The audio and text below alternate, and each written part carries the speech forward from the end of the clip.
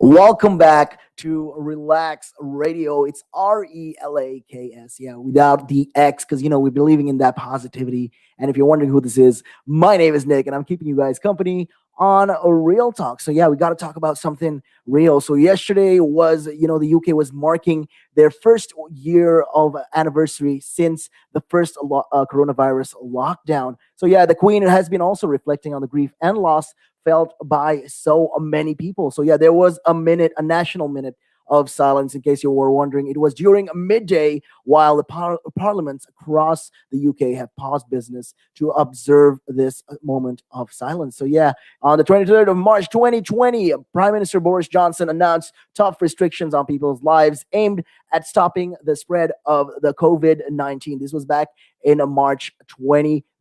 So that was back in 2020. They finally decided, we're going to do the first nationwide lockdown. So yeah, since then, the UK's official death toll, though, has risen. And it's really unfortunate. It's risen from 364 people to a staggering really amount. It's 126,172. I know it's super really sad. It's really a lot of grief right there. So yeah, Mr. Boris Johnson also, who was observing the silence, the moment of silence, praised the great spirit of the UK and shown, that they've shown since the first lockdown, and offered his condolences to all of those who have been affected by the pandemic. This goes out to all the staff workers, the frontline workers, and to all the people who have lost their loved ones. So yeah, he told in a briefing that at the right moment, a permanent memorial to those who died from coronavirus would be built, and said that the whole period will be commemorated,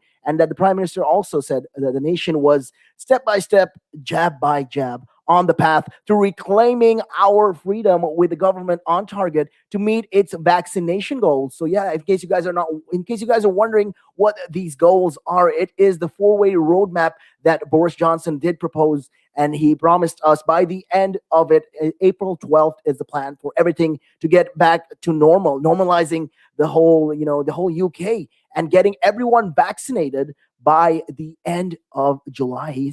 His plan is to get every adult vaccinated by the end of July. So yeah, the Prime Minister, then he also thanked a lot of the people for their patience, praised the heroes of the NHS and social care, as well as shop and transport workers, the police, the armed forces, and many other people as well. So as of Monday, more than 28.3 million people have received their first vaccine dose, with more than 2.3 million having had their second shot. And that is great news.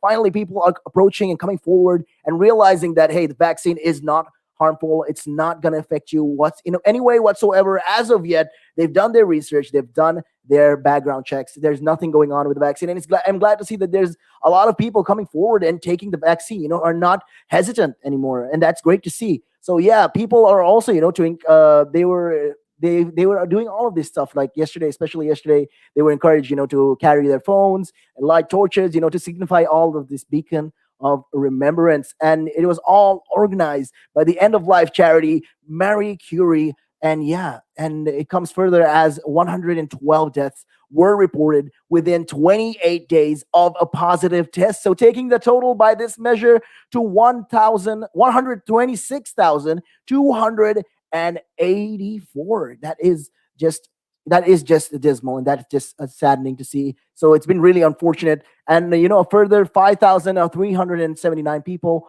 were tested positive for the COVID-19 virus. So this is all according to data released by the government. And yeah, the Prime Minister, who himself spent his time in hospital, he was ill back last year, and he said it had taken a huge toll on all of us, and that the anniversary was an opportunity to reflect on the year, and he quotes, one of the most difficult in our country's history. So yeah, he asked also what he wished he had done differently. If he was like, Mr. Johnson said, the biggest false assumption during the pandemic was over asymptomatic transmission, which led to real problems. So he added that no previous government, no other governing body had thought or had envisioned something like this would happen, especially to the UK, a nationwide lockdown like that.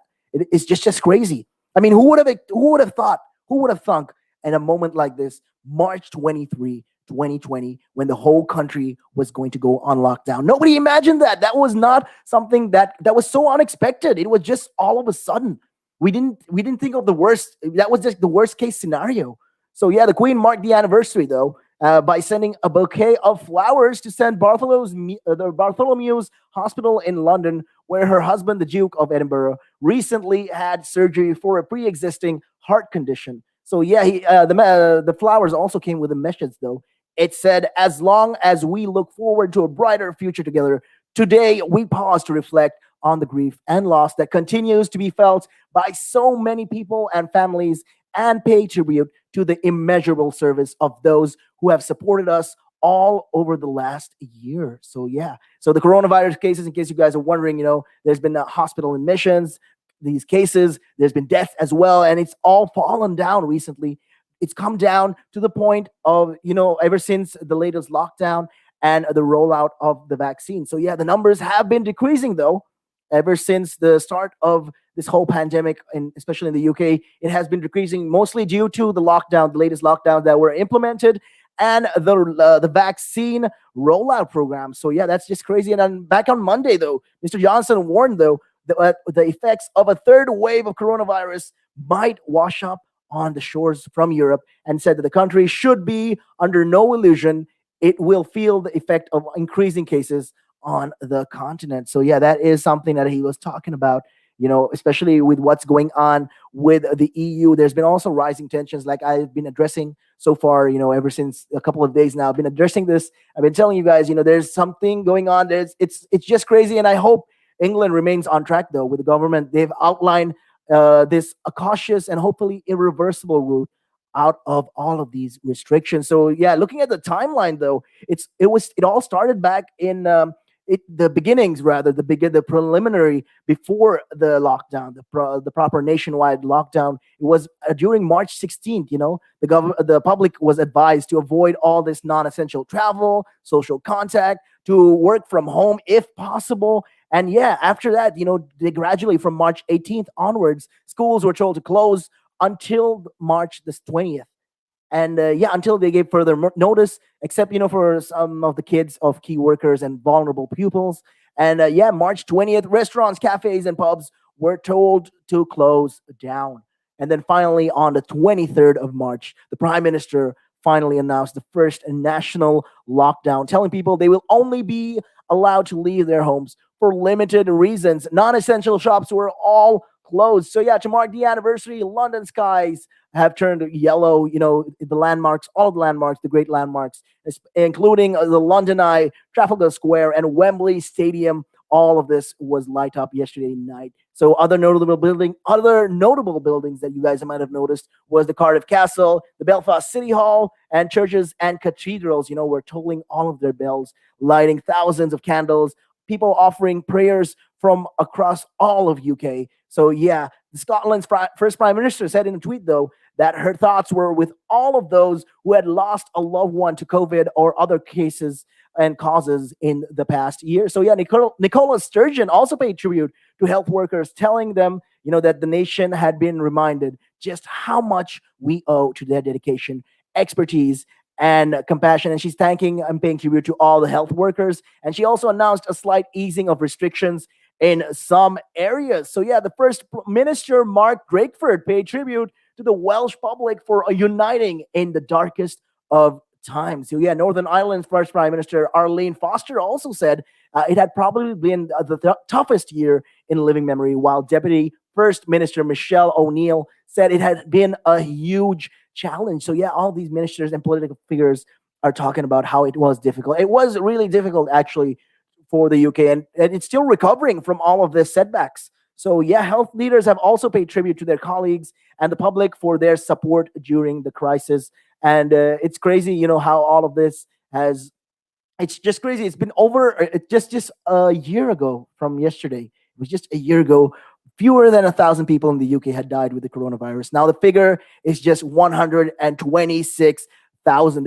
That's just staggering amount of people. So yeah, the Prime Minister also said that they have taken no easy options and that the way ahead would be hard, but few would have imagined the scale of losses of the lives or the liberties, to come. The restrictions would be facing 12 months on. Nobody expected what is going to happen in this 12-month time gap. That whole year was just crazy, and all of that just happened. And yeah, it's really unfortunate. But though, the doctors, nurses, and teachers, they are the ones who called out the prime minister, and they asked to, formally recognize this day, 23rd of March, as the annual COVID Memorial Day, paying tribute to the efforts of frontline workers during the pandemic. So yeah, they're amongst the, those supporting a cross campaign, party campaign, which has seen more than 50 MPs and peers sign a letter to the prime minister asking for a minute's silence every year on 23rd of March to remember the lives lost. Meanwhile, relatives of those who died with the coronavirus have criticized the prime minister for refusing to meet them. So yeah, there's been criticism to the prime minister as well. A lot of these people who have been affected by the COVID-19, the families, they have this justice campaign, and they're calling for an urgent public inquiry into the government's handling of the pandemic, and said that they've written to the government 6 times seeking a meeting but have been refused.